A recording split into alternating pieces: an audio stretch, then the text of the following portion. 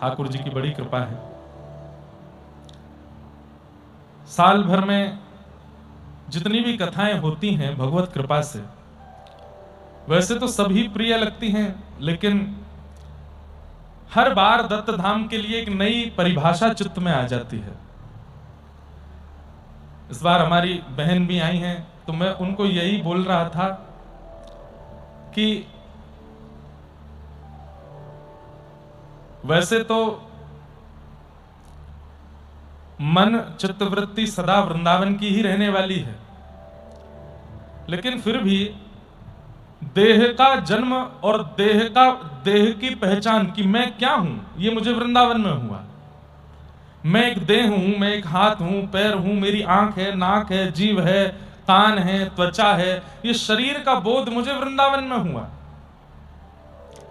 लेकिन मेरी आत्मा का सूक्ष्म बोध मुझे दत्त धाम में हुआ। जो चित्त में विराजमान है, जिसकी खोज करने के लिए पूरा विश्व दौड़ रहा है, अंतर्बोध, आत्मबोध, और जिस बोध को कराने के लिए हजारों वर्षों से प्रवचन चलते आ रहे हैं और हजारों वर्षों तक चलते रहेंगे, लेकिन फिर भी वो बोध इतना सहजता से हो नहीं पाता है। मैं ऐसा नहीं कहूंगा कि पूर्ण आत्मबोध हुआ है। पूर्ण आत्मबोध हो जाएगा तो मैं गुरुत्वाकर्षण से ऊपर उठ जाऊंगा, उड़ने लगूंगा आकाश में। अभी भी पृथ्वी पर पैर टिके हैं, इसका मतलब पूर्ण आत्मबोध तो नहीं हुआ। लेकिन जो सूक्ष्म आत्मबोध की प्रारंभ स्थिति का अनुभव जो किया, वो दत्त धाम में हुआ, पूज्य महाराज जी की कृपा से हुआ। यहां पर 2 वर्ष पहले, वैसे तो मैं 3 साल पहले आया था पहली बार। हमारे परम पूजनीय, परम प्रिय, प्रातः स्मरणीय श्री गोवत्स महाराज जी, श्री राधा कृष्ण महाराज जी, उनकी यहां पर मास कथा चल रही थी। व्यक्ति को सदैव उस स्थान को बार बार और उसकी प्राथमिकता को बार बार याद रखना चाहिए जिस स्थान ने उसको सब कुछ प्रदान किया। तो पहली बार मैं आया था यहां लगभग 3 वर्ष पूर्व, और तब पूज्य राधा कृष्ण महाराज जी की मास कथा यहां चल रही थी। महाराज जी की आज्ञा हुई कि आप आइए एक बार यहां दर्शन कीजिए, और तब इतना भी निर्माण नहीं था। अब तो ऐसी स्थिति है, निर्माण होकर के फिर टूट जाता है। महाराज जी के मन में कोई भाव आ जाता है, पहले तो बनेगा, फिर उसके बाद में वो नहीं, ठीक है अब इतना दत्त प्रभु ने इसमें सुख ले लिया, अब कुछ और करो। तो हर बार मैं सोचता हूं इस बार कुछ नया मिलेगा, कुछ अलग बना होगा। अभी जैसे मंदिर दर्शन करने जाते हैं, ऊपर पहले शेड छाया जैसी थी बीच में, इस बार वो नहीं है।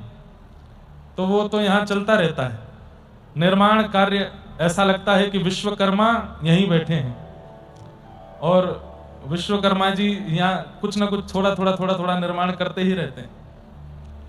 तो पहली बार जब मैं आया था तो पूज्य राधा कृष्ण महाराज की यहाँ मास कथा चल रही थी, और मैं नीचे से जैसे ऊपर आया तो यहाँ पूज्य महाराज जी तब केवल मंदिर का भाग बना था और बाहर का भी आवरण नहीं बना था। भयंकर धूप, कड़ाके की गर्मी, नीचे से ऊपर आने में मेरे पैर मतलब उछल गया था मैं 2 बार, तो इतनी धूप। और तब यहाँ संख्या भी ज्यादा नहीं, सब वैदिक ही थे। बाहर के लोग तो गिने चुने 10-12 आते थे कथा में, सब यहाँ के हमारे गुरुजन आदि, उनका परिवार ही रहता था। तो जब मैं आया तो महाराज जी उतनी भरी धूप में परिक्रमा कर रहे थे। संभवतः उस समय पुरुषण चल रहा था महाराज जी का, और मैं महाराज जी को देखूं और पसीना मुझे आवे। परिक्रमा ये कर रहे थे, पसीना मेरे छूट रहे थे। परिक्रमा महाराज जी की चल रही थी और घबराहट मुझे हो रही थी। जैसे ही मैं भीतर गया, वहां प्रणाम करके भीतर, तो महाराज जी, राधा कृष्ण महाराज जी बोले क्या लेंगे? मैंने सबसे पहले शिकंजी पिलाओ ठंडी वाली। मैं क्यों? बोले गर्मी बहुत है बाहर। लेकिन दत्तदास महाराज जी को देख करके मुझे और गर्मी लग आई। वो तो बिल्कुल सहजता में बिल्कुल ऐसे परिक्रमा करे थे, और ऐसा भी नहीं कि कोई बहुत गर्मी है तो जल्दी जल्दी कदम पूरा, नहीं, सहजता, धीमे धीमे परिक्रमा। इतनी भयंकर धूप, यही 2-3 बजे थे दोपहर के। वो प्रथम दर्शन था पूज्य महाराज जी का। और जैसे हमारे अष्ट सखा कहते हैं, भाई अब गिरधर सो पहचान। जैसे ही अपने गुरुदेव का दर्शन किया है तो अष्ट सखा गा रहे हैं, भाई अब गिरधर सो पहचान। गुरुदेव को देखा, लेकिन पहचान किससे हो गई? ठाकुर जी से हो गई। तो जैसे पहली बार महाराज जी को देखा तो पता नहीं क्यों मन में यहाँ की जो व्यवस्थाएं हैं, वो अति व्यवस्थाओं में रहने वाला व्यक्ति तो यहाँ सहजता से नहीं रह सकता। लेकिन मैं भी सोच रहा था कि शायद कथा सुन के शाम को मैं चला जाऊंगा, लेकिन महाराज जी को देखने के बाद बल मिला। मैंने राधा कृष्ण महाराज जी से कहा यहीं रुकूंगा, यहीं रुके, वहीं कक्ष में रुके, गोदावरी जी का जल पीते थे, नीचे सोते थे। लेकिन यहाँ की सब स्थितियों को देख करके बस मन और जैसे मानो खिंचा चला गया। था मैं दत्त धाम में पर खींच रहे थे वृंदावन बिहारी, था मैं दत्त धाम में पर प्रिय लग रहे थे श्री राधा रमन लाल, था मैं दत्त धाम में स्नान कर रहा था गोदावरी जी में, लेकिन रस भर रहा था चित्त में श्री वृंदावन का। आप जितनी भी व्रज लीला सुनते हैं, जितने भी व्रज रस भाव सुनते हैं, ये हमारे अंदर आने प्रारंभ दत्त धाम के बाद ही हुए। यहां अनुष्ठान का, गोदावरी जी का और श्री ठाकुर जी के दर्शन का ये फल मिला कि ठाकुर जी की लीला में रस लीला में अपनी इच्छा बढ़ने लगी, बोलने की, सुनने की, समझने की, जानने की।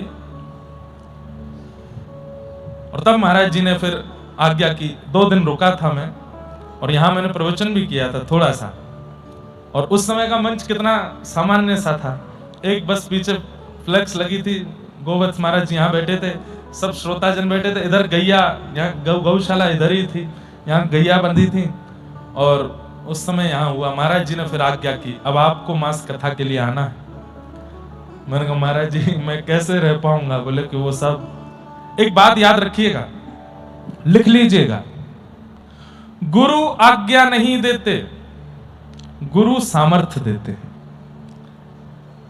अगर आप उसको आज्ञा मानेंगे तो कभी नहीं कर पाएंगे। हम अपनी कोई बहुत प्रशंसा नहीं कर रहे, इकलौते पुत्र हैं और बचपन से ही खूब व्यवस्थाओं में रहे हैं। कथा भी करने जाते हैं तो भी व्यवस्थित रहने का ही भाव रखते हैं, क्योंकि इतनी अव्यवस्था कभी देखी नहीं। लेकिन यहां रह करके मास अनुष्ठान जो करने का भाव बना, वो महाराज जी की आज्ञा नहीं थी। जब महाराज जी ने कहा मास कथा करनी है, उस समय मास कथा में सब प्रकार के भावों को सहने की सामर्थ्य भी दे दी। इसलिए भाई से मत पूछो कि क्या करना है, बहन से मत पूछो, माता पिता से भी आज्ञा लो, लेकिन उसके बाद भी मोहर गुरु की लगवाओ, क्योंकि गुरु सामर्थ्य देंगे उस कार्य को करने की, उस व्यवस्था को सहने की, उस अव्यवस्था में रहने की, उस तप को पूर्ण करने की सामर्थ्य गुरु देते हैं। तो हम तो मानते हैं कि सामर्थ्य हमको पूज्य महाराज जी नहीं दी। यहां रहकर के वह मास कथा का क्रम हुआ और जितने लोग उसमें उपस्थित हुए सब आनंदित थे, सब बड़े प्रसन्न थे। उसके बाद गत वर्ष सप्ताह अनुष्ठान हुआ, श्री किशोरी जी का चरित्र कहा गया, श्री लाडली जी का जन्मोत्सव, लाल जी का, किशोरी जी का ब्याहुला, होली का उत्सव और सब उत्सवों को मनाया हम लोगों ने, खूब सुख मिला। इस वर्ष 15 दिवस की कथा कहने के लिए आए हैं और कथा प्रारंभ नहीं हुई उससे पहले महाराज जी ने एक और सामर्थ्य दे दी, इसी वर्ष ही 15 दिन के लिए फिर आना पड़ेगा। महाराज जी बोले मास का क्रम पूरा करो, 1 महीना का पूरा होना है। मैं फिर कह रहा हूं ये आज्ञा नहीं है, ये सामर्थ्य है। अब या तो जो कथाएं आगे हैं उनसे कह करके कहना पड़ेगा कि भाई अपनी आगे पीछे करो, या फिर वो अपने आप ही फोन करके कह देंगे महाराज जी इस स्थिति में हमारा बन नहीं रहा है, कोई और डेट दे दो, तो ऐसा करके कुछ ना कुछ होगा। सामर्थ्य मिल गई है, हो तो कुछ ना कुछ सेटलमेंट जाएगा। और ये भी नहीं कहा कि सर्दियों में आना, ये कहे वर्षा में आना। बारिशों में मैं पिछली बार बारिशों में ही आए थे, 2 जगह गर्जना चल रही थी, या तो भारत पाकिस्तान के बॉर्डर पर या नासिक में, 2 जगह गर्जना चल रही थी उस समय। और मैं जैसे कथा करके कमरे में जाता, हमारे सब पंडित जी लोग न्यूज खोल के बैठे होते थे, एक और ड्रोन छोड़ दिया, और अब तो वहां पठानकोट में एक वो गिर गया, और पंजाब में ये हो रहा, चंडीगढ़ बंद हो गया, ब्लैकआउट हो रहा है। मैं महाराज जी से कहूं क्या होगा? बोले उत्सव मनेंगे अपने। और यहाँ क्या हो रहा था?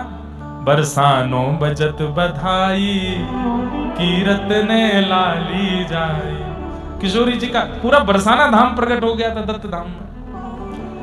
तो गत वर्ष वो सप्ताह क्रम रहा, खूब सुख मिला। इस वर्ष ये 15 दिन का सत्र है। मैं अपने मन से बहुत बार पूछा कि इस बार 15 दिन क्या करें, तो एक भाव तो आया कि पिछले से पिछले साल प्रहलाद चरित्र पर कथा विश्राम हुई थी, वहीं से शुरू करो। पर फिर हुआ कि वो तो एक साथ जब महीने भर की आसन पर बैठेंगे तो ही करेंगे, प्रहलाद चरित्र से आगे प्रारंभ करेंगे। तो फिर इस साल क्या करें? तो मन में भाव आया, स्वच्छंद रखते हैं, स्वतंत्र रखते हैं, जो भाव मन में प्रकट हो जाएगा उसी पर कहेंगे। लेकिन परसों अहिल्यानगर में मुख से निकल गया था कि अष्ट सखाओं पर चर्चा मुझे करनी है। बहुत वर्ष हो गए नहीं की है। हमारे श्री ठाकुर जी के अष्ट सखा गिरिराज जी में कौन कौन है? सूरदास, कृष्णदास, नंददास, कुंभन दास, छीत स्वामी गोविंद दास, और कौन कौन से हो गए? चतुर्भुज दास। कितने हो गए? 7 हो गए। एक और रह गए हैं। कौन से रह गए? सूरदास, कृष्णदास, नंददास, छीत स्वामी, चतुर्भुज दास और कुंभन दास। कौन से रह गए हैं?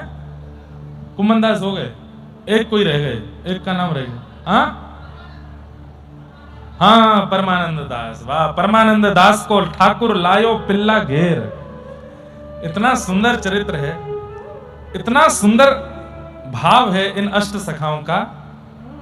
तो इस बार मेरे मन में आया कि 15 दिन है, अष्ट सखाओं पर चर्चा करते हैं। जब तक अष्ट सखा हो पाएंगे, 8 दिन में हो, 10 दिन में हो, 12 दिन में हो, 15 दिन भी लग सकते हैं, अष्ट सखाओं पर चर्चा करेंगे। और जिस दिन अष्ट सखाओं की वार्ता पूरी होगी, फिर जितने दिन बचेंगे उतने दिन श्री चैतन्य चरितामृत सुनाएंगे, श्रीमन चैतन्य महाप्रभु का चरित्र सुनाएंगे।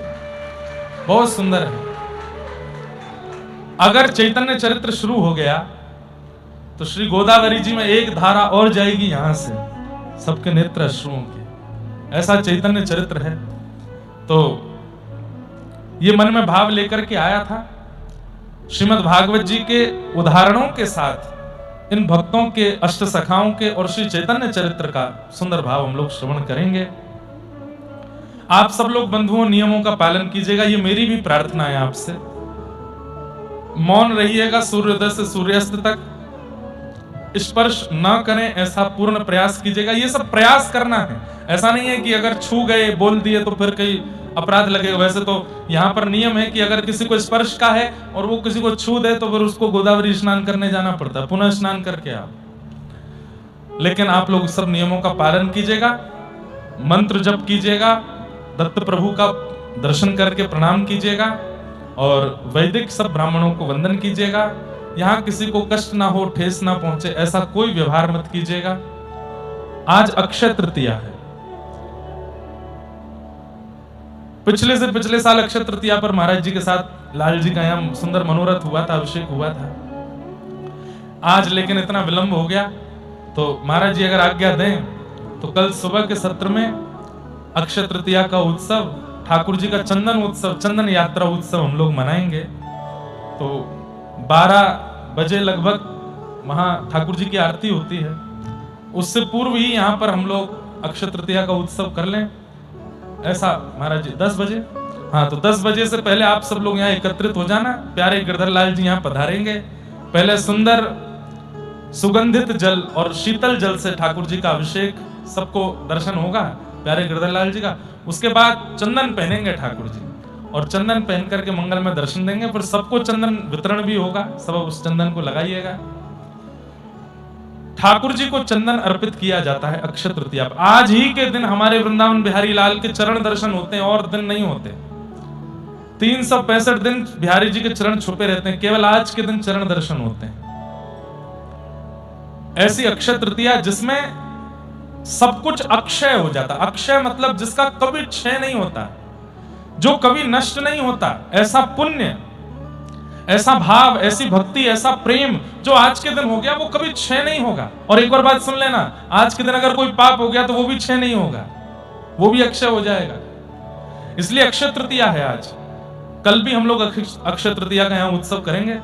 तो ठाकुर जी से अब लोग बात क्या करते हैं, दान पुण्य करके धन का अक्षय करते हैं, स्वर्ण का अक्षय करते हैं, चांदी का अक्षय करते हैं। आज दत्त प्रभु के चरणों में, श्री गोदावरी जी के तट पर सब वैदिकों के पूज्य महाराज जी के चरणों में प्रणाम करते हुए भक्ति का दान कीजिए, क्योंकि दान जो आज होगा वही अक्षय होगा। जो आप दान करोगे वो अक्षय हो जाएगा आपका। आज प्रेम का दान कीजिए ताकि प्रेम अक्षय हो जाए। आज भक्ति का दान कीजिए ताकि भक्ति अक्षय हो जाए। आज हम कथा का दान कर रहे हैं ताकि हमारी कथा अक्षय हो जाए, कभी क्षय ही ना हो, कभी विश्राम ही ना हो, सदा चलती रहे। आज श्री दिगंबर नाम का जितना जप हो सके कर लीजिएगा, कृष्ण नाम का, राधा नाम का, आपके गुरु मंत्र का जितना जप हो सके कर लीजिएगा। आज सब अक्षय हो जाएगा। गुरुदेव के अभय चरणार विंदों को अपने चित्त में धारण कर लीजिएगा, वो अक्षय होकर आज विराजमान हो जाएंगे। ऐसी पावन अक्षय तृतीया का यह दिवस है। हम आप सब लोग दत्त धाम में बैठे हैं कथा श्रवणार्थ। और एक बात, इस बार महाराज जी और हमने एक और भाव रखा कि अंतरंग बहुत कुछ यहाँ लीलाएं चलेंगी। कभी सुबह लाल जी का उत्सव हो रहा है, कभी हम और महाराज जी चेस खेल रहे हैं कभी हमारा और महाराज जी का कोई संवाद चल रहा है। सब वैदिकों के साथ कुछ क्रीड़ा चल रही है, क्रिकेट आदि भी होगा। अब मिले हैं तो सब आनंद तो करेंगे।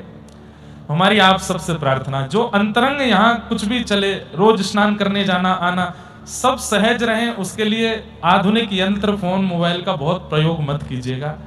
यहाँ से फोटो खींच के डाल दिया, वहां से फोटो खींच के डाल दिया, वीडियो बना के डाल दिया, ऐसा नहीं कीजिएगा, बिल्कुल मत कीजिएगा। बहुत जो ऐसा करेगा क्या कर सकते हैं, कुछ तो करेंगे नहीं फिर उसको, लेकिन ढूंढेंगे भाई किसने डाला, फिर उसको महाराज जी दंड देंगे। और दंड एक ही है, उसने अब तक जितना नाम किया होगा सब क्षय वो हो जाएगा, क्या बोलते हैं, उसका क्षय हो जाएगा, वो अक्षय नहीं होगा।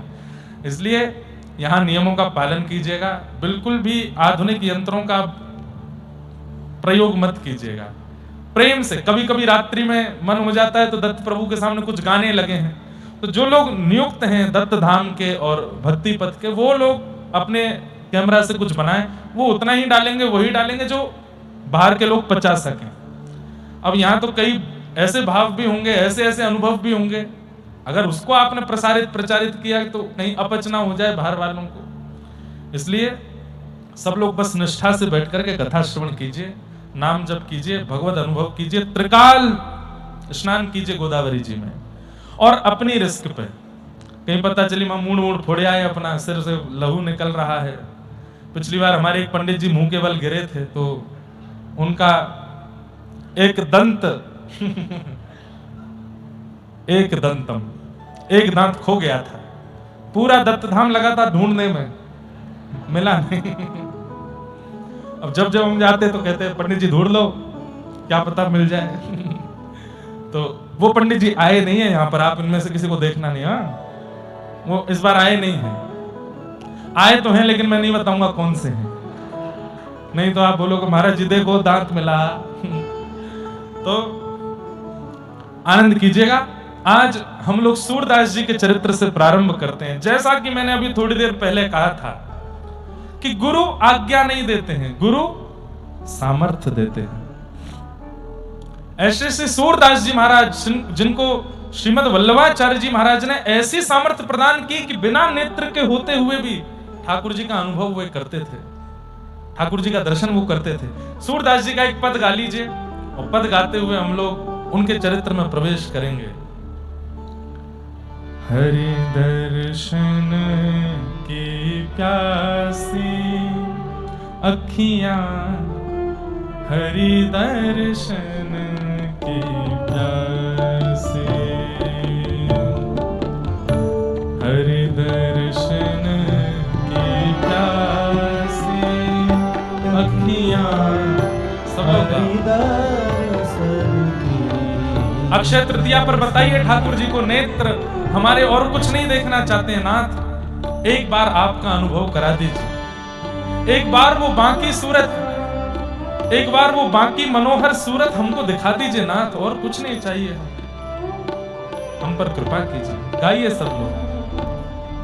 ओम हरि दर्शन की प्यासी अखियां, हरि दर्शन की प्यासी,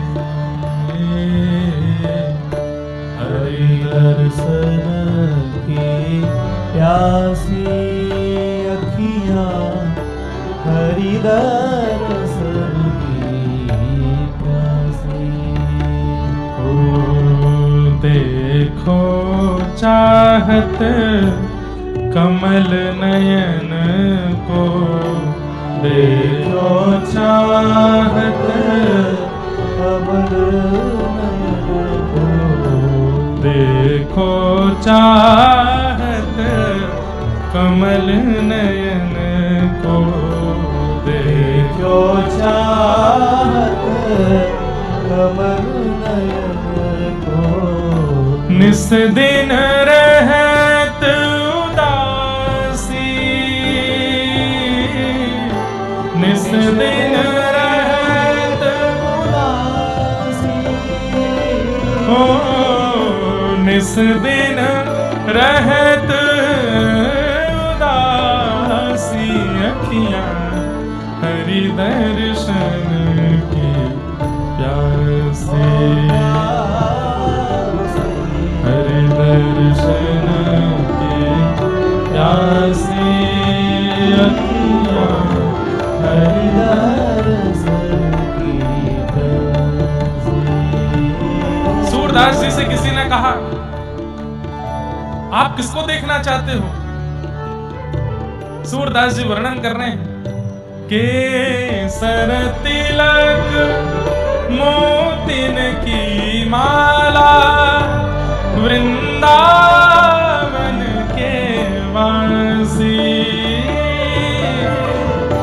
केसर तिलक मोतिन की माला, वृंदावन के वासी,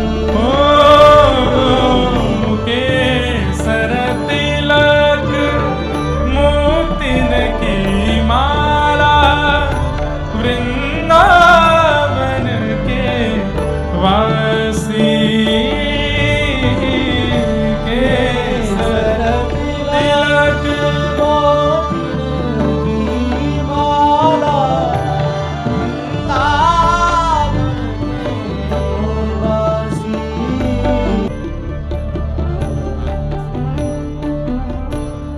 केसर तिलक मोतिन की माला, वृंदावन के वासी, नेह लगाए त्याग गए तृण सम, डार गए गल फांसी, अखियाँ हरि दर्शन के प्यासी। वृष्णीनां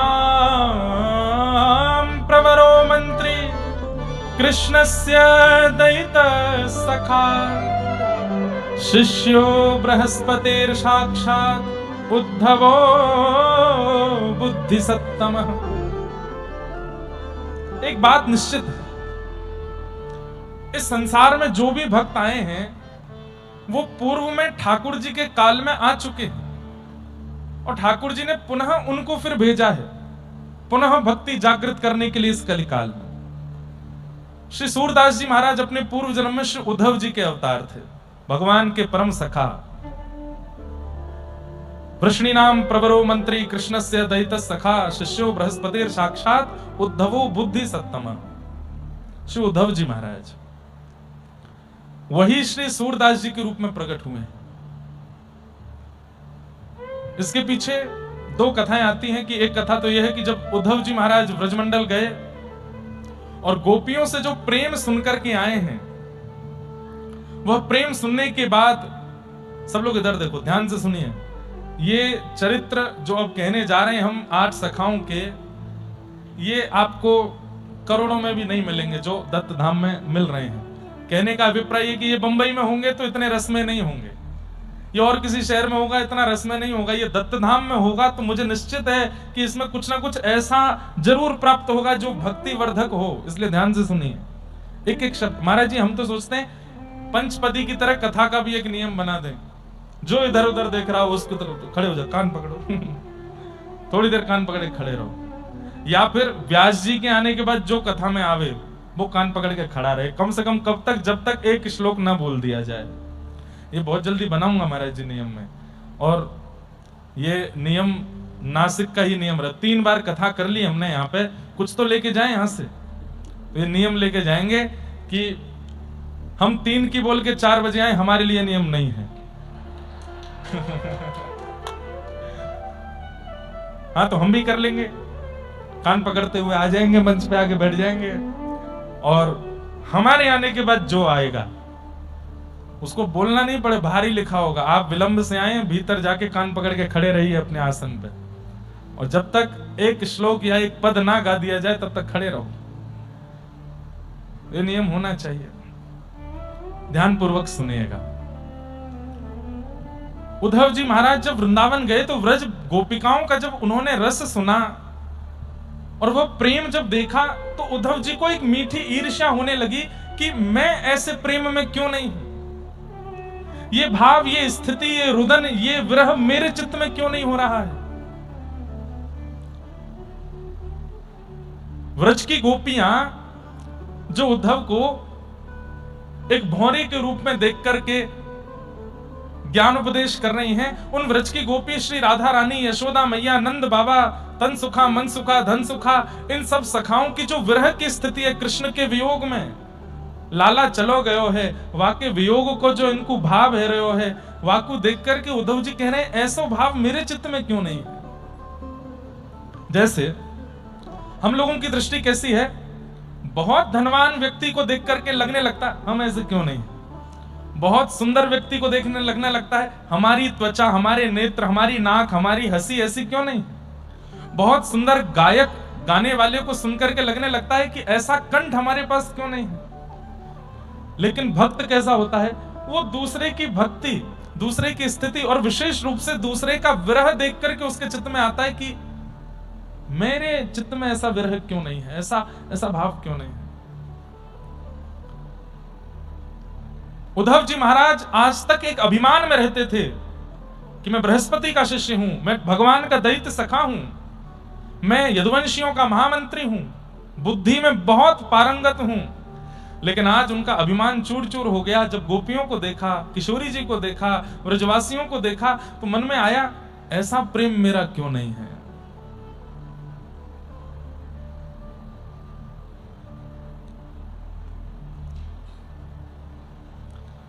ऊधो मन ना रहे 10-20, हे ऊधो मन ना रहे 10-20, एक हाथों सो गयो श्याम संग, एक हाथों सो गयो श्याम संग, को राधे को ईस, ऊधो मन ना रहे 10-20, ऊधो मन ना रहे 10-20,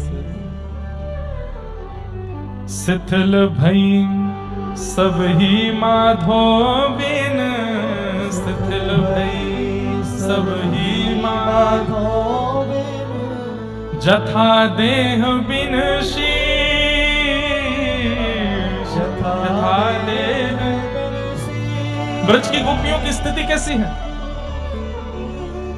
जैसे बिना शर का, बिना सिर के शरीर, ऐसे बिना ठाकुर जी के ब्रज की गोपियां हो गई हैं, ब्रजवासी हो गए हैं, कोई अस्तित्व नहीं है।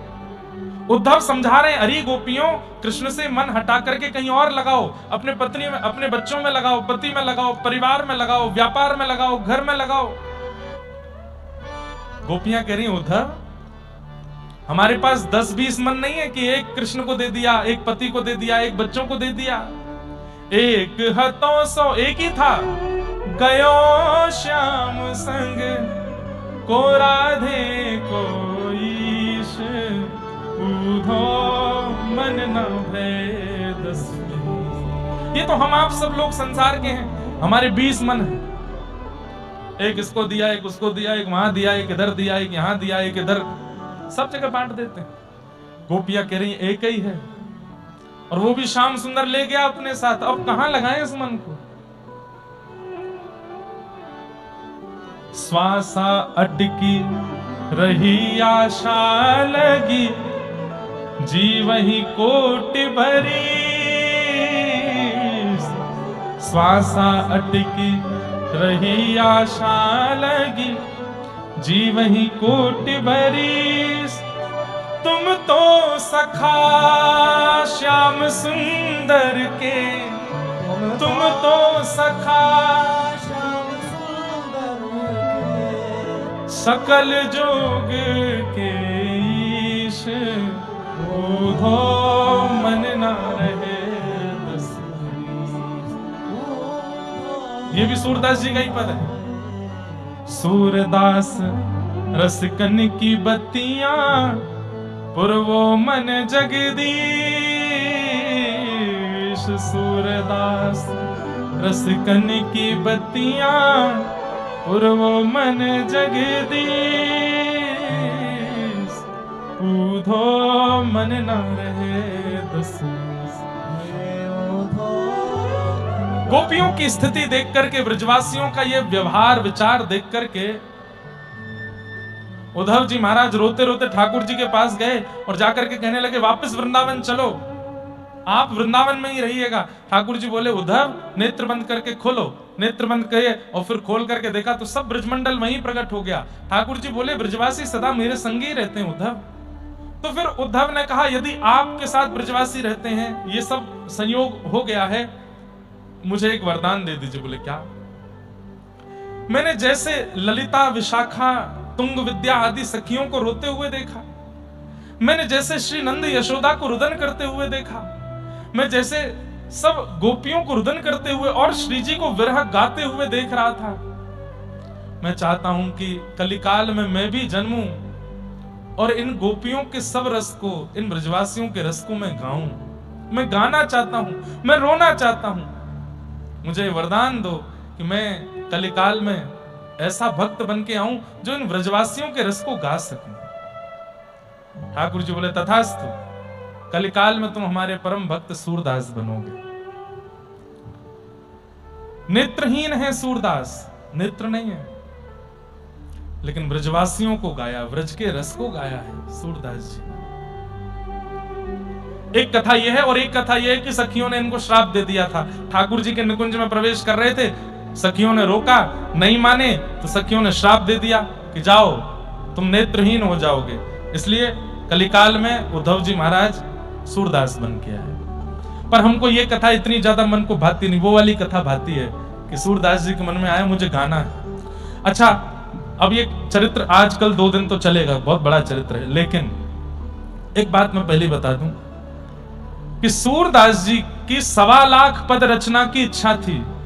वो 1.25 लाख पद लिखना चाहते थे, जिसमें से केवल 1,00,000 पूरे हुए थे और सूरदास जी भगवत धाम को प्रस्थान कर गए। शेष 25,000 पद ठाकुर जी ने लिखे। ठाकुर जी ने प्रकट होकर के सूरदास जी के शेष 25,000 पद लिखे। उनमें अंतर कैसे पता चलता है? तो जिन पदों में सूरदास छाप आती हो, जैसे अभी हमने पद गाया सूरदास रसकन की बत्तियां पुरवो मन जगदीश, समझो ये सूरदास ने लिखा है। लेकिन जहां आ जाए शूर श्याम तो समझ जाइयो ये ठाकुर जी ने लिखा है। ठाकुर जी 25,000 पद रचनाएं पूरी करके गए सूरदास जी की। ऐसे श्री सूरदास, तो आओ उनका सुंदर पावन चरित्र सुनते हैं। भैरव सिही गांव है दिल्ली वृंदावन के बीच में, जहां पर सूरदास जी का जन्म हुआ। थोड़ा धीमा रखो, बहुत ध्यान से सुनिएगा। सारस्वत ब्राह्मण कुल में आपका जन्म हुआ। आपके माता पिता जो थे वो बहुत ज्यादा धनवान नहीं थे, धनाढ्य नहीं थे। विशेष रूप से दंपतियों की इच्छा होती है कि हमारे घर ऐसा बालक जन्म ले जो कालांतर में आगे चल के धन का वर्धन करे। अब इनके माता पिता वैसे ही विचार कर रहे थे कि हे नाथ, हम लोगों के यहाँ भोजन पानी की व्यवस्था तो होती नहीं है, पत्नी जो है वो गर्भवती है, कम से कम ऐसी संतान तो हो जो कमा करके सब घर को व्यवस्थित करे। सब लोग बहुत ध्यान से सुनना है। सूरदास जी के चरित्र में एक विलक्षणता और एक थोड़ी सी आश्चर्यचकितता ये भी है, इनके माता पिता अनुकूल नहीं थे। हमारे शास्त्रों में कहा जाता है माता पिता को प्रणाम करो, वो अति श्रेष्ठ हैं, अति पवित्र हैं। हम भी अपने व्यास मंच से कहते हैं, लेकिन श्रीमद् भागवत में एक श्लोक में कहा जाता है, गुरुर न शस्यात् स्वजनो न शस्यात् दैवम न शस्यात्। वहां कहा जाता है उसका त्याग उचित है जो भगवत मिलन में बाधा बने। अभी 21 तारीख को संभवतः आद्य गुरु शंकराचार्य जी की जयंती है। उस दिन शंकराचार्य जी का चरित्र भी सुनेंगे हम लोग। अपनी मां से आज्ञा मांगते रहे कि मुझे वन में जाने दो, मुझे अब त्याग करने दो घर का, नहीं छोड़ती थी मोह के कारण। एक बार नदी स्नान करने के लिए गए तो एक मगरमच्छ ने चरण पकड़ लिया। आकर के मां ने खूब निकालने का प्रयास किया लेकिन नहीं निकल पाए। तो उस स्थिति में मगरमच्छ पैर पकड़ा बैठा है, रक्त मंडित हो गई है नदी और मां खींच रही है। उस समय शंकराचार्य भगवान कहते हैं, मां ये मुझे नहीं छोड़ेगा, आज मेरा वध कर देगा, आज मैं जीवित नहीं बचूंगा। अरे अरे मेरा बालक कैसे भी बचाओ। बोले मां एक शर्त पे बच जाऊंगा। बोले क्या? मुझे सन्यास की आज्ञा दे दो, आज्ञा दे दो कि तू घर से जा सकता है। मैं जिस काम के लिए पृथ्वी पर आया हूं वो करने के लिए मुझे घर छोड़ना पड़ेगा। अगर आप ये आज्ञा मुझे दे देंगे तो ये मुझे छोड़ देगा। एक तरफ नदी एक तरफ खाई, नहीं तो ग्राह खींच रहा है और यदि ग्राह छोड़ भी दे तो ये घर से चला जाएगा, किसी भी रूप में मेरे पास तो रहना नहीं, लेकिन कम से कम ये तो रहे कि मेरा पुत्र है, कहीं बैठा है, मैं इसी में ही प्रसन्न रहूंगी। ठीक है, मैं आज्ञा देती हूं, वचन देती हूं, तू सन्यास ले लेना। और जैसे ये बात कही, ग्राह ने मुख खोल करके छोड़ दिया। सब लीला थी। प्रणाम करके अपनी मां को प्रस्थान कर गए। परसों हम 21 तारीख को सुनाऊंगा शंकराचार्य जी का चरित्र, बहुत सुंदर है। तो गरीब ब्राह्मण परिवार में सूरदास जी का जन्म हुआ, पुत्र हुआ। इस बात को सुनकर के उत्सव तो मना, लेकिन जैसे ही पता चला कि नेत्रहीन है। अच्छा, एक तो होता है, दो प्रकार के नेत्रहीन होते हैं। एक नेत्रहीन है जिनके नेत्र तो हैं, आकृति तो है पर उनको दिखाई नहीं देता। और जिनकी आकृति होती है ना, उनको जैसे अभी लाइट जली है तो अनुभव हो जाता है कि सामने प्रकाश है। नीला कपड़ा है तो उनको अनुभव हो जाता है कि यहाँ नीला कपड़ा है, यहाँ पीला है। ऐसे जिनके नेत्र की आकृति बनी होती है उनको इतना अनुभव हो जाता है। पर एक जो नेत्रहीन होते हैं उनकी आकृति भी नहीं होती। जिनकी आकृति नहीं होती उनके लिए सब ब्लैकआउट, कुछ नहीं दिखता उनको। ऐसे सूरदास जी थे, नेत्र की आकृति भी नहीं थी। 5 दिन का बालक कितना प्रेम चाहता है पूरे परिवार से, लेकिन रो रहे हैं एक कोने में सूरदास और घर में मातम मनाया जा रहा है। क्यों? हमारे घर में व्यवस्था नहीं है, हम लोग उचित परिवार नहीं है, ऊपर से ये बालक ऐसा जन्मा है जिसके नेत्र नहीं है। जब रो रो करके अति हो जाती थी तब मां दूध पिलाती थी, कम से कम शांत तो हो जाएगा। मानो जैसे घर के लोगों को लग रहा था कि बला आ गई हमारे ऊपर, तो अब क्या करेंगे हम। भैया, भगवत भक्त सहते हुए ही प्रकट होता है, और यदि प्रकट होते हुए नहीं सहा है तो जीते जी सहेगा, कुछ ना कुछ तो उसको सहना पड़ेगा। भगवत भक्त इजी लाइफ नहीं जी सकता, ये बात आप लोग लिख लीजिएगा और इससे डरिएगा नहीं। कहीं आप भयभीत हो जाओ, महाराज जी कह रहे हैं भगवत भक्त इजी लाइफ नहीं जीता तो हम भक्ति छोड़ दें ना। सहजता का मतलब क्या है?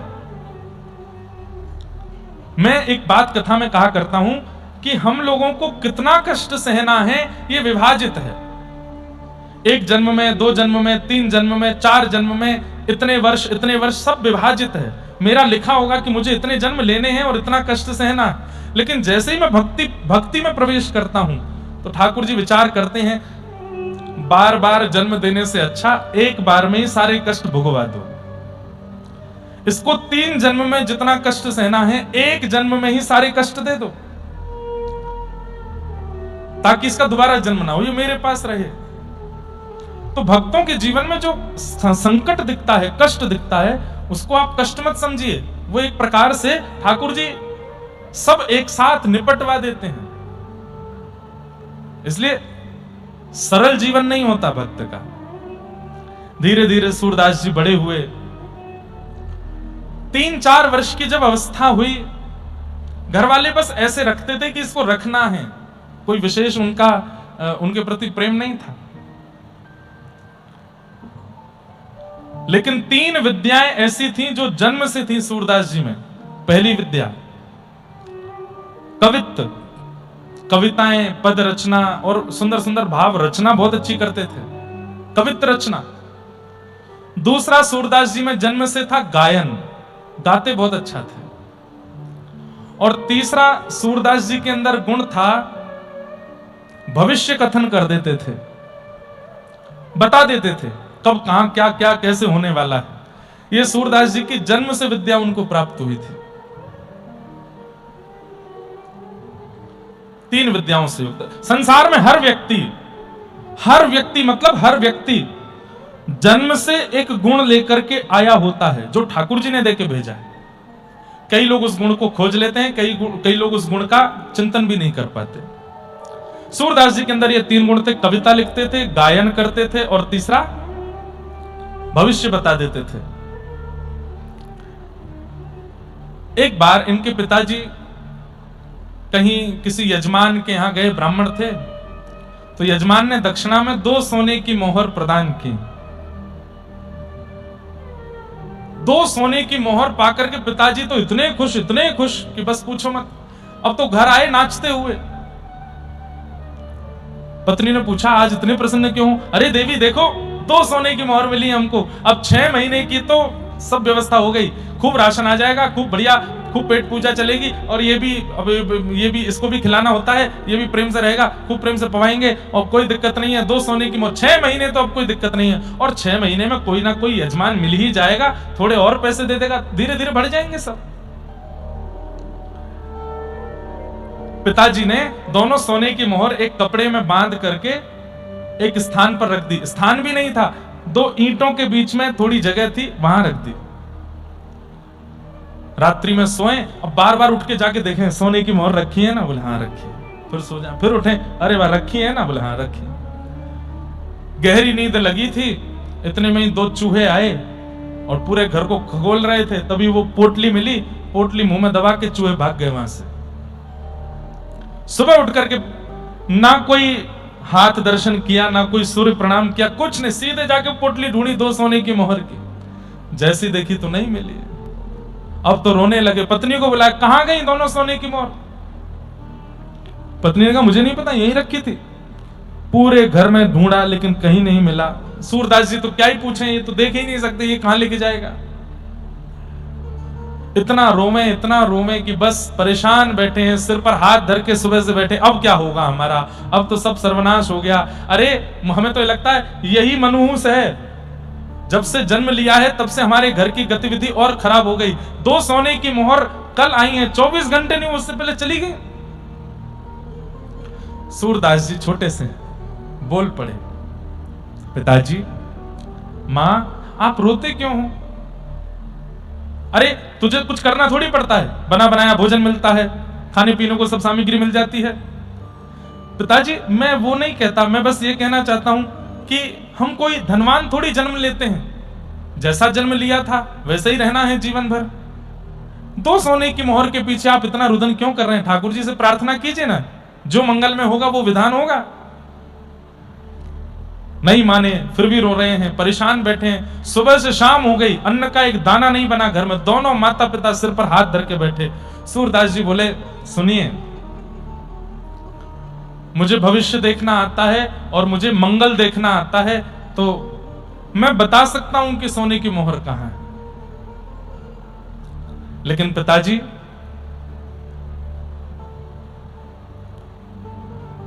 क्या? सोने की मोहर बता तो दूंगा, लेकिन फिर मैं यहां नहीं रहूंगा, मैं चला जाऊंगा घर से। माता पिता बोले, तू चला जाना, जहां तेरा मन हो तू चला जाना, तू बस बता सोने की मोहर कहां है। सूरदास जी ने तुरंत एक स्थान पर बैठ करके ध्यान लगाया, बता दिया। रात्रि 2 चूहे आए थे, पोटली को ले गए, दांतों से कुतुर दी है, एक सोने की मोहर तो यहाँ से सीधे जाएंगे तालाब के पास एक पेड़ के नीचे पड़ी है, और एक सोने की मोहर उससे भी आगे थोड़ा जाएंगे वहां पड़ी है, आप ढूंढ लीजिए। पिताजी दौड़ करके गए, जाके देखा तो दोनों सोने की मोहर मिल गई, लेकर के घर आ गए, फिर से खुश हो गए, पत्नी से देखो मिल गई, अब इनको संभाल के रखना। सूरदास जी अपनी लाठी ढूंढ रहे थे, नेत्रहीन है। ए सूरदास कहां जाओगे अब तुम, चलो ऐसे नहीं करते, अब बोल दिया था हमने ऐसे, अब कोई बात नहीं, रहो तुम यहीं रहो घर पर। नहीं पिताजी, मैंने कहा था कि मैं चला जाऊंगा, अब मैं जाता हूं। अरे माता पिता हैं, थोड़ा बोल देते हैं, इतना बुरा मानने वाली क्या, रुको घर पे। सूरदास जी बोले अच्छा मैं रुक जाऊं, बोले हाँ, लेकिन पिताजी एक बात सुनो। बोले क्या, अगर मैं रुका तो ये सोने की मोहर फिर चली जाएंगी। जैसे ही कहा कि फिर चली जाएंगी तो माता पिता कुछ बोले नहीं, मौन हो गए दोनों। सूरदास जी ने थोड़ी देर देखा, जब कुछ नहीं बोले, मंद मंद मुस्कुराते हुए अपनी लाठी लेकर के निकल गए। पिताजी ने आवाज भी नहीं लगाई पीछे से, कुछ खा के तो जाओ। मां ने एक बार भी नहीं कहा कि कुछ वस्त्र तो ले जाओ। और सूरदास जी जा रहे हैं, नेत्रों से अश्रु गिर रहे हैं। और तब जीवन में पहली बार सूरदास जी ने एक पद गाया, सुनेरी मैंने निर्बल के बलराम, सुनेरी मैंने निर्बल के बलराम। अरे अरे सूरदास अपने आप को समझा रहे, तू परेशान क्यों होता है, संसार में कोई अनाथ नहीं है। नाथ तू अनाथ को अनाथ कौन मोसो, मोह समान आरत नहीं, आरत हर तो। संसार में कोई अनाथ नहीं होता। जिसने शरीर दिया है, जिसने मन बुद्धि दी है, जिसने हाथ पैर दिए हैं, कान दिए हैं, जीव दी है, बस नेत्र ही तो नहीं दिए। अरे मुझे जन्म दे करके भेजा है, नेत्रहीन बना के भेजा, कोई तो कारण होगा। मैं बेवजह तो नहीं आया हूं संसार में, किसी कारण से तो भेजा होगा।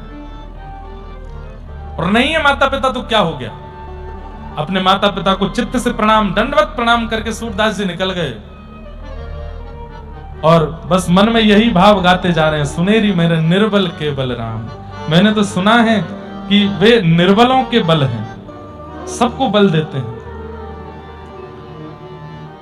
सुनेरी मैंने निर्बल के बलराम, सुनेरी मैंने निर्बल के बलराम, सुनेरी मैंने निर्बल के बलराम, सुनेरी मैंने निर्बल के बलराम।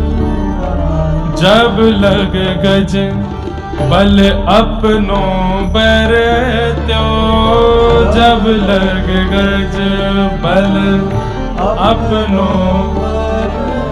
थोड़ा समझने का प्रयास कीजिएगा, यहां पर गजेंद्र मोक्ष का स्मरण कर रहे हैं सूरदास जी। हाँ, जब लग गज बल अपनों बर त्यो, जग लग गज बल अपनों नेक सरयो नहीं काम, नेक सरयो नहीं। जब गजेंद्र अपना बल लगा रहा था तब मगरमच्छ उसके पैर को तनिक भी नहीं छोड़ रहा था, बिल्कुल नहीं निकाल पा रहा था। 10 दिनों तक खड़ा रहा सरोवर के अंदर, लेकिन वो गज अपनी रक्षा नहीं कर पाया। लेकिन जैसे ही निर्बल है बलराम पुकारो, निर्बल है बलराम, निर्बल है बलराम पुकारो, निर्बल है बलराम। तब आए आधे नाम,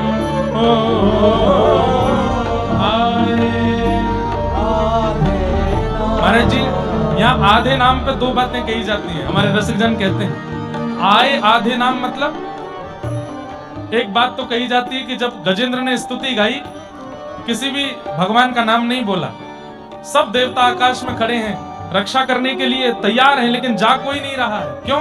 किसी का नाम नहीं बोला। तब ठाकुर जी ने गरुड़ जी को बुलाया और गरुड़ पर बैठ करके गजेंद्र की रक्षा करने के लिए जाने लगे तो लक्ष्मी ने पूछा कहां जा रहे हैं? तो हमारे यहाँ कहते हैं हा कहे वैकुंठ में, कहते थे कि हाथी की रक्षा करने जा रहा हूं, तो हा कहे वैकुंठ में, और था बोलते बोलते तो पहुंच गए ठाकुर जी उसके पास। आए आधे नाम, हाथी मतलब हाथी बोलने में एक क्षण लगता है, इतने हाँ बोले वैकुंठ में, था बोलते बोलते तो पहुंच गए उसके पास। आए आधे नाम। और इसमें दूसरा अर्थ बताया जाता है, नारायण खिल गुरु भगवन नमस्ते। गजेंद्र मोक्ष में अंत में गजेंद्र कहता है, हे नारायण अखिल गुरु ब्रह्मांड नायक, मेरी रक्षा करो। तो कहते हैं कि जैसे ही गजेंद्र ने कहा ना, वो नारायण पूरा नहीं बोल पाया है, रायण बोलना चाहता था, तब ना बोलते बोलते तो ठाकुर जी आ गए उसके पास। वही बात सोच करके श्री सूरदास जी मन में बड़े प्रसन्न हो रहे हैं। निर्बल है बलराम पुकारो, निर्बल है बलराम पुकारो, तब आए आधे नाम, हो आए आधे सुनेरी मैंने निर्बल के बलराम, सुनेरी मैंने निर्बल के बलराम। तीसरी बात कह रहे हैं, द्रुपद सुता निर्बल भईता दिन, द्रुपद सुता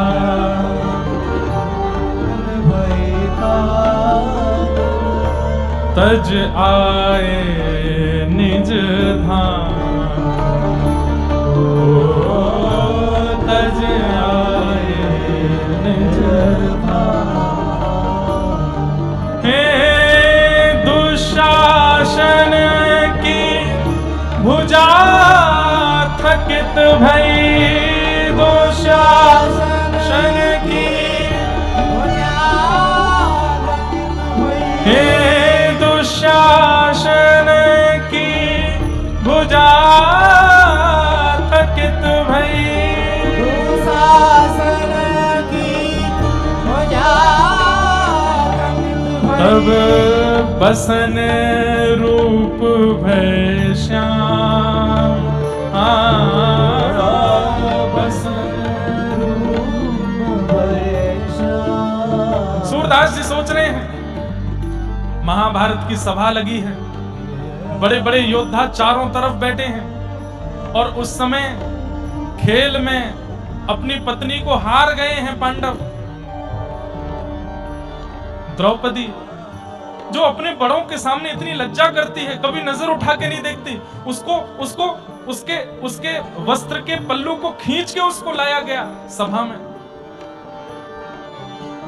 द्रौपदी उस समय मासिक धर्म में है, अत्यंत लज्जा से व्याकुल हो रही है, लेकिन यहां दुशासन बस खींचे जा रहा है, कैसे भी इनको निर्वस्त्र करना है। पहले अपना बल लगाया, 5 पतियों की ओर देखा, सब नीचे नजर करके बैठे हैं। भीष्म पितामह द्रोणाचार्य आदि सबकी ओर देखा, लेकिन कोई भी एक बार भी ये नहीं कह रहा है कि अरे ये हमारे घर की बहू है, ऐसे कोई निर्वस्त्र नहीं कर सकता। तब अपना बल लगाया, मैं क्षत्रिय नारी हूं, अपनी रक्षा स्वयं करूंगी। लेकिन जब अपने बल से भी अपनी रक्षा नहीं कर पाई है, वस्त्र का अंतिम छोड़ रह गया है खींचने को, दुशासन एक बार और खींच देगा और भरी सभा में द्रौपदी के साथ वो हो जाएगा जो नहीं होना चाहिए, एक सौभाग्यवती नारी के साथ। उस अंतिम छोड़ को खींचना चाह रहा है दुशासन, और उस समय दोनों हाथ छोड़ दिए हैं। द्रौपदी ने भुजा उठा करके कहा, हे कृष्ण द्वारिका वासन, क्वासी क्वासी महाभुज। हे कृष्ण कहां हो आप? ये कौरव आपकी बहन को निर्वस्त्र कर रहे हैं, आपको नहीं दिख रहा? कौरवम प्रतिभूतम वा किम न पश्यसि केशव। क्या आपको दिखाई नहीं दे रहा है कि मेरे यहां वस्त्र हरण हो रहे हैं? अरे कल को कोई कहेगा कि भरी सभा में कौन निर्वस्त्र हुआ, द्रुपद सुता कहेंगे तो बुरा नहीं लगेगा। द्रुपद की बेटी निर्वस्त्र हुई, बुरा नहीं लगेगा। पांडवों की पत्नी निर्वस्त्र हुई, सुनने में बुरा नहीं लगेगा। लेकिन गलती से अगर किसी ने कह दिया कि कृष्ण की बहन निर्वस्त्र हुई, लाखों करोड़ों भक्तों का विश्वास उठ जाएगा नाथ आपके ऊपर से। दोनों भुजा उठा करके जब कृष्ण कृष्ण कृष्ण द्वारिका वासिन क्वासी क्वासी कहां हो नाथ मेरी रक्षा करो। उसी समय बैठे हैं द्वारिकाधीश अपनी द्वारिकापुरी में और ये सब क्रिया चल रही है इंद्रप्रस्थ में। एक क्षण के लिए ठाकुर जी स्तब्ध हो गए और उसी समय अंतर ध्यान होकर के पहुंच गए हैं। और उस भरी सभा में जैसे ही जाकर के देखा, बस अंतिम छोड़ खींच ही रहा है, निर्वस्त्र होने वाली है द्रुपद सुता। उसी समय वस्त्र रूप धारण करके ठाकुर जी प्रकट हो गए। खींचत खींचत खींचत दो भुज हारे, खींचते खींचते दुशासन की दोनों भुजाएं हार गई। वशन रूप भय साम, वस्त्र बन करके आ गए। द्रुपद सुता को वहां पर निर्लज्जता का अनुभव नहीं करने दिया श्याम सुंदर ने। कितने कृपालु हैं, कितने दयालु हैं। आज सूरदास जी कह रहे हैं मेरे माता पिता ने मुझे छोड़ दिया। द्रुपद सुता निर्बल भयता दिन, द्रुपद सुता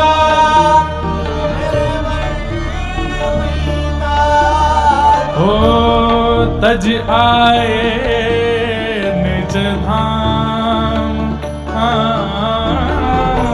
तज आए निज धाम। केवल हरिनाम ही है जो दुखियों को, जो पीड़ितों को, जो हारे हुओं को बचा सकता है, और कोई बल उस समय काम नहीं आता है। और हरिनाम कहते कहते श्री सूरदास जी अपनी लाठी लेकर के 6 वर्ष की अवस्था में घर से निकल गए और चलते चलते चलते चलते आप दूसरे गांव में पहुंचे। वहां जाकर के रात्रि हो गई, एक पेड़ के नीचे रहे। तभी वहां एक जमींदार, आज की डेट में कहें तो बहुत धनवान प्रॉपर्टी डीलर टाइप कोई व्यक्ति, बड़ा दुखी हारा वहीं से निकल रहा था। सूरदास जी महाराज बैठे थे। छोटे से बालक के रूप में सूरदास जी को देख करके उसने कहा, आप कहां से हैं, कौन हैं? बताया, मैं वहां से हूं, ये हैं। तुम क्यों इतने दुखी हो? बोले कि मेरी 10 गैया खो गई हैं। 10 गाय थी मेरी, पता नहीं चरने गई थी, लौट के नहीं आई हैं। हे भगवान, आप कृपा करके अगर कुछ अनुग्रह कर दें, क्योंकि आप नेत्रहीन पर ध्यान में बैठे थे तो मुझे लग रहा था कि भाई साधु महात्मा जानते हैं, बताना, आप बता दीजिए मेरी गैया कहां होगी। आप यदि बता देंगे तो उनमें से 5 गाय मैं आपको दे दूंगा। सूरदास जी महाराज बोले, हमको गैया नहीं चाहिए, लेकिन हम बता देते हैं, पास के एक गांव में एक घुड़साल है, वहां तुम्हारी 10 गैया हैं, जाओ ले आओ। गए, दौड़ करके देखा तो वहां घुड़साल में 10 गैया लेकर के आए। तो उस जमींदार ने कहा कि भाई ये तो बहुत अच्छे महात्मा है। उसने कहा, भगवान आप गैया तो ले नहीं रहे, पर कुछ कृपा कर दो मुझ पर। बोले, क्या कृपा करें? बोले, आप मुझे सेवा दे दीजिए, मैं आपकी झोंपड़ी बनवा दूंगा आपको रहने सहने के लिए। बोले कि वो तुम्हारी इच्छा। उसी पेड़ के नीचे एक सुंदर झोंपड़ी बनवा दी, उसमें सूरदास जी रहने लगे। और उस जमींदार ने जाकर के पूरे गांव में हल्ला मचा दिया। बोले, क्या? बोले, वो भविष्य बताते हैं वो तो। अब तो सूरदास जी के पास अगले दिन 5 लोग आ गए, उसके अगले दिन 1, 2, 10-20 लोग आ गए, फिर 50-60 लोग आ गए। अब तो भीड़ इतनी, आगे पीछे लोग घेरे बैठे रहते हैं। कोई कहे मेरी बेटी का ब्याह कब होगा, कोई कहे मेरा ये काम कब होगा, मेरी गैया दूध नहीं दे रही, कब से देना शुरू करेगी, कृपा करके बता दो। सूरदास जी सबको बता मैं। कोई आगे पूछता, भाई उम्र 40 साल हो गई, ब्याह नहीं हो रहा है, कुछ बता दो। सूरदास जी कहे, तुम ऐसे ही मरोगे, ब्याह नहीं होगा तुम्हारा। अरे थोड़ा देख लीजिए, पास के गांव से एक समाचार आया तो है, वो राजी तो हो गई है। बोले कि वो राजी तुम्हारे लिए नहीं हुई है, तुम्हारी संपत्ति के लिए हुई है। सब बता देते स्पष्ट।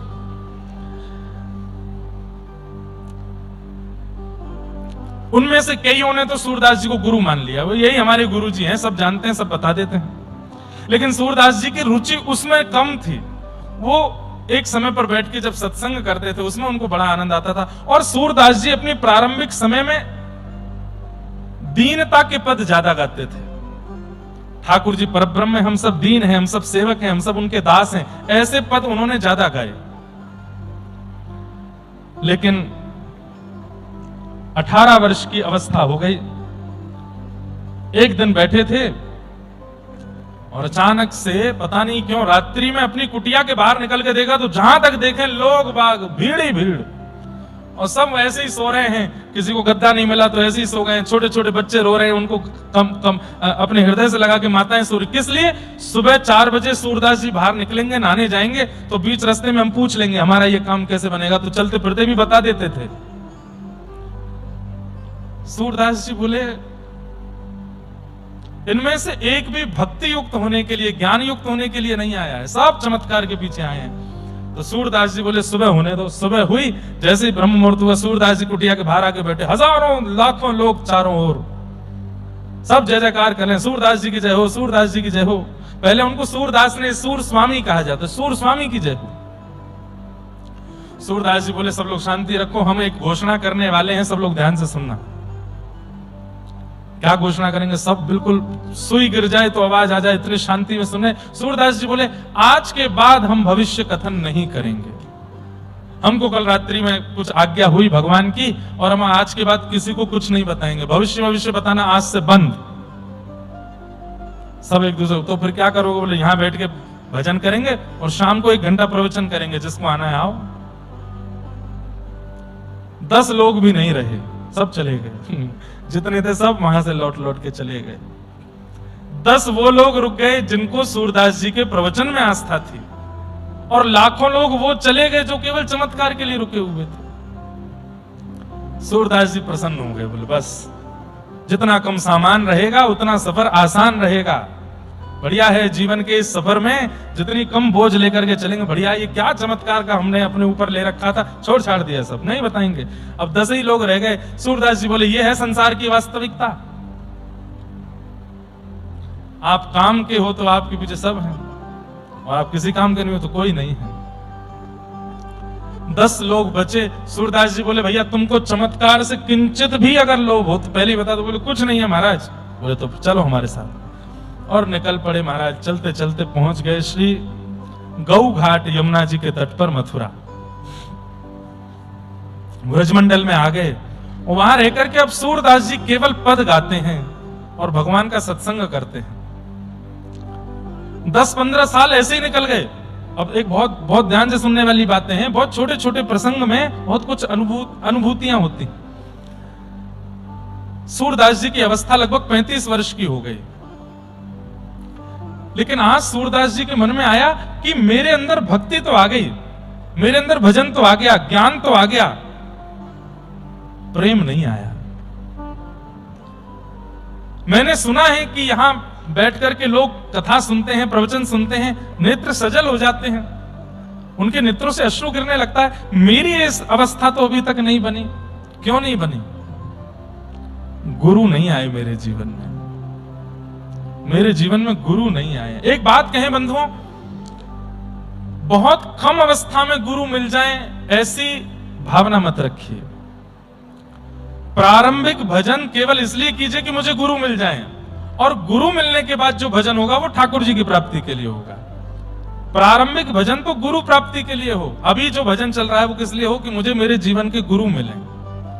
पहले भजन से गुरु मिले, गुरु मिलने के बाद गोविंद मिले। 35 वर्ष बाद आज सूरदास जी विचलित हो गए और मन में सोचने लगे मेरे गुरु नहीं है। मेरे गुरु कौन है? मेरे आचार्य कौन होंगे? मेरे नाथ कौन है? मेरे स्वामी कौन है?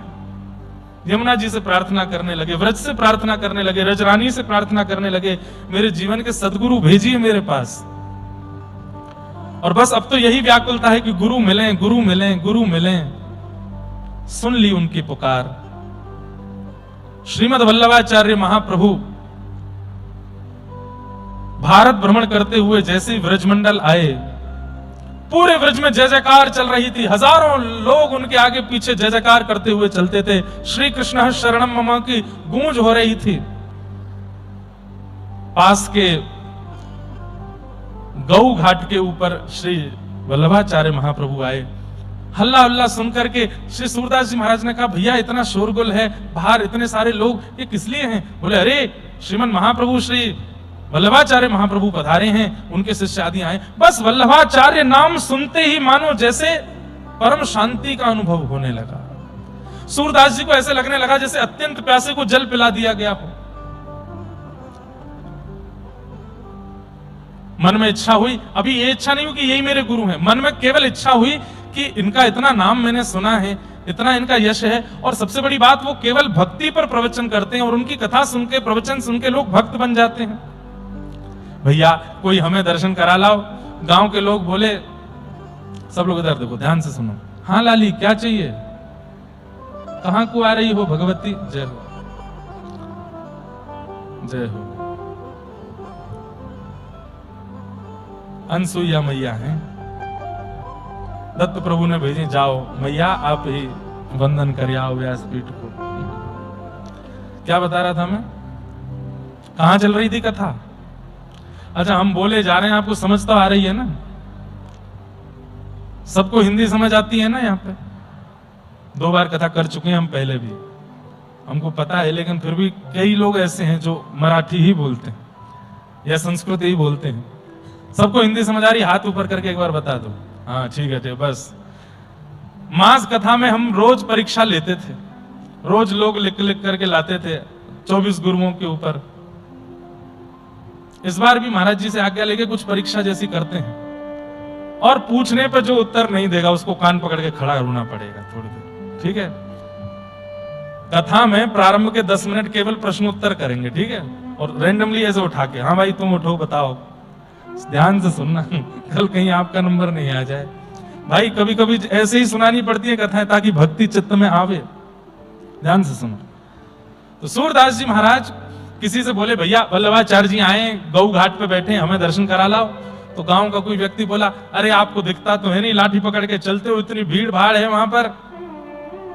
और वैसे भी सूरदास जी बुरा मत मानियो, ब्रजवासी तो ब्रजभाषा ऐसे ही बोल देते हैं, ब्रजवासी लोग ऐसे ही बोल देते हैं। बोले, आपको दिखाई तो देवे ना है, कहा देखोगे वल्लभाचार्य जी में?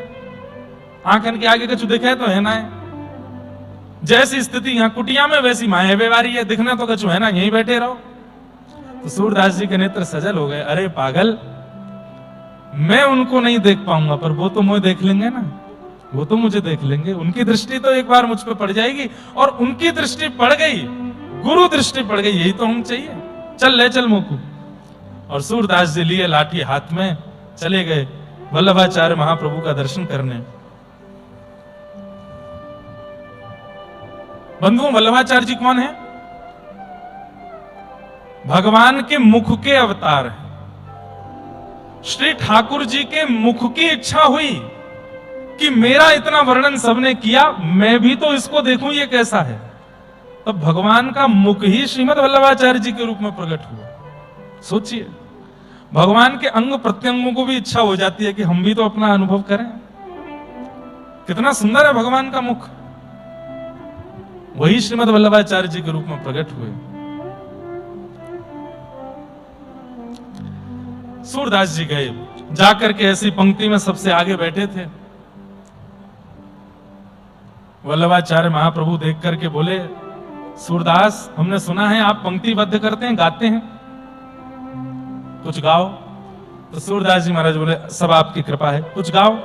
तो सूरदास जी गाने लगे। क्या?